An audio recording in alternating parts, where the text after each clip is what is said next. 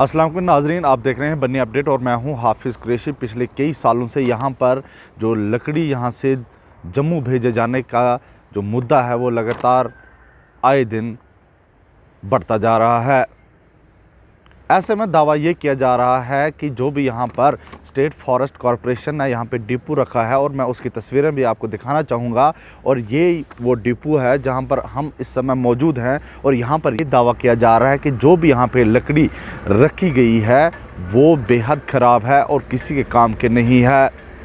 और ऐसे में दावा ये भी किया जा रहा है कि जो भी यहाँ से अच्छी जो बेहतरीन लकड़ी होती है वो यहाँ से दूसरे डिपो में भेज दी जाती है, और वहाँ पर जो ख़राब हो जाती है उसको फिर से दोबारा यानी कि बन्नी जो डिपो है पर लाया जाता है। ऐसे में बहुत सारे सवालात पैदा होते हैं कि आखिर यहाँ पर जो लकड़ी यानी या तो फिर वो चाहे वो स्नोफॉल के कारण जो है डैमेज होती है, या सड़क के तामीरी काम में जो भी लकड़ी डैमेज होती है, वो लकड़ी जब यहाँ पर स्टेट फॉरेस्ट कॉरपोरेशन की तरफ से तैयार की जाती है, जो रेट है उनके, क्या उस रेट पर यहाँ के लोग जो है वो दाम देकर वो लकड़ी उठा पाते हैं या नहीं, या उठा पाएंगे या नहीं, ये बहुत सारे ऐसे सवालात हैं। ऐसे में हमने जब स्टेट फॉरेस्ट कॉरपोरेशन के विभाग से उनके अधिकारी से बात करने की कोशिश की, और लगातार उनका फ़ोन जो है वो स्विच ऑफ आ रहा है। एक बार फिर हम जो है उनका फ़ोन मिलाने की कोशिश करेंगे, उनसे जानने की कोशिश करेंगे कि आखिर जो मुद्दा है पिछले कई सालों से यहाँ पर लोग जो उठा रहे हैं कि यहाँ के लोगों को, जो ज़रूरतमंद लोग हैं, जो नीडीज़ फैमिली हैं, जिनको लकड़ी चाहिए उनको नहीं मिलती है, आखिर उनके दाम क्या हैं, बीपीएल रेट्स क्या है। ऐसे में हम फिर से एक बार कोशिश करते हैं।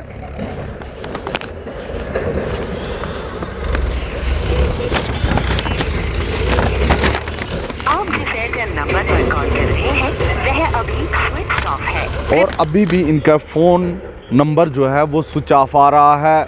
लेकिन यहाँ पर जब हमने पूर्व विधायक, भाजपा के पूर्व विधायक जीवन लाल से बात की तो उनका क्या कुछ कहना है वो भी आपको सुनाते हैं। इसी के साथ जो डीडीसी मेंबर रीता देवी हैं उनसे भी हमने बात की कि लगातार लोग जो है, जो नीडी फैमिली है, ज़रूरतमंद लोग हैं, वो काफ़ी परेशान हैं। उनका भी हम व्यू सुनाते हैं, उन्होंने क्या कुछ कहा वो भी हम आपको सुनाते हैं। रीता जी, जिस तरह से यहाँ पर लकड़ी का मुद्दा जो है ज़ोर पकड़ता जा रहा है, किस तरह की एज ए डीडीसी मेंबर किस तरह से अब लोगों को अश्योर करेंगे और किस तरह की आगे जो है उनकी बात रखेंगे? ठीक है, जो ये लकड़ी इधर से जा रही है, मैंने नीचे डीसी से भी बात की थी, तो वो उन्होंने मेरे साथ यही बोला कि हम कर रहे हैं, भेज रहे हैं, आपकी शिकायत जो भी आ रही है हम कर रहे हैं, बट जे अभी उसमें थोड़ा टाइम लगेगा। मैंने बोला ठीक है, आप इसमें जितना टाइम लेना है ले सकते हो, बट जब तक आप जितना टाइम आपने लेना है उतने टाइम तक हम भी अपनी लकड़ी उधर से नहीं आने देंगे। जब आपकी जे कागजी जो कार्रवाई है ये पूरी हो जाती है, उसके बाद ही हम जो लकड़ी, जो हमारी लोगों की नीड्स हैं वो पूरी हो जाती हैं, उसके बाद जो भी लकड़ी बचती है वो हम भेज देंगे, नहीं तो ऐसे हम नहीं भेज देंगे। अगर कुछ मतलब वो है कि हम कुछ बोल रहे हैं तो आप हमारी सुननी चाहिए। वो बोलते ठीक है, हम आपकी बात आगे लेके जाते हैं, और उसकी जो भी आपकी इश्यूज़ हैं उनको हम उनके सामने रखते हैं। अगर कुछ ऊपर से डिसीजन आता है फिर हम आपके साथ बता देंगे। मैंने बोला ठीक है, कोई बात नहीं, तो जब तक आप हमारे साथ कुछ क्लियर नहीं करते तो हम भी अपनी लकड़ी इधर से नहीं आने देंगे। देखिए, यहाँ पर जो PMGSY रोड बने हैं वहाँ पर फॉरेस्ट क्लियरेंस हुआ है, और स्टेट फॉरेस्ट कॉरपोरेशन ने यहाँ पर एक्सट्रैक्शन की हुई है। हमारा यहाँ पर एक टिम्बर सेल डिपो है जो स्टेट फॉरेस्ट कॉरपोरेशन का है बनी में। वहाँ पर अनसोल्ड जो टिम्बर है बाहर से ला के रखा हुआ है, उसको कोई ख़रीदता नहीं है, वो बेकार है। आप उसको देखिए, उसकी फ़ोटोग्राफ भी उठाइए। यहाँ जितनी जो देवदार की लकड़ी है इसको यहाँ से कैरी करके ले जा रहे हैं जम्मू, और जम्मू लेकर वहाँ ये सेल डिपो में भेजेंगे, अलग अलग जगह, जम्मू, कठुआ या उधमपुर, जहाँ भी भेजते हैं वहाँ सेल करेंगे, और फिर जो अनसोल्ड रह जाएगी बेकार उसको दोबारा लोड करके बनी में लाते हैं और यहाँ पर इस डिपो में रख देते हैं। उसको कोई लेता नहीं, वो बेकार है। लॉस नहीं हो रहा है क्या?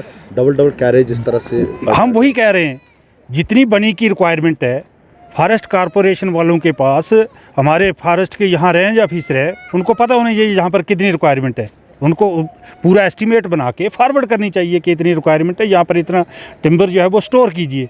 और देखिए हमारा डुगन दूरदराज का इलाका है, वहाँ पर भी टिम्बर सेल डिपो होना चाहिए।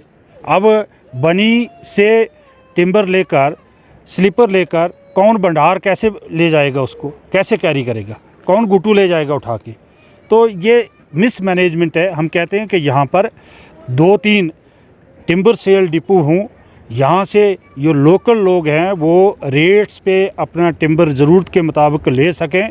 उससे क्या होगा कि हमारे फॉरेस्ट का नुकसान भी कम होगा। जी, नीडी फैमिलीज़ की बात की, जो ज़रूरतमंद लोग हैं, ऐसे में लोग किस तरह के परेशान हैं यहाँ पर?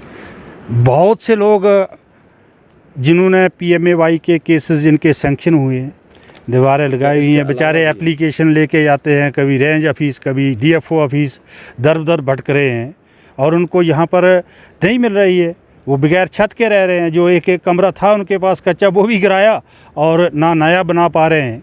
तो मैं यही हमारी डिमांड है कि यहाँ के लोगों की रिक्वायरमेंट, यहाँ भी आपने सेल करना है, जम्मू भी सेल करना है, यहाँ की रिक्वायरमेंट पूरी कीजिए। जो सरप्लस है उसको दूसरी जगह शिफ्ट कर लीजिए, लेकिन यहाँ की रिक्वायरमेंट आप पूरी करते नहीं, बाहर ले जाते हो और फिर वहाँ से जो बेकार स्लीपर्स हैं वो यहाँ ला के डिपो में रख देते हैं।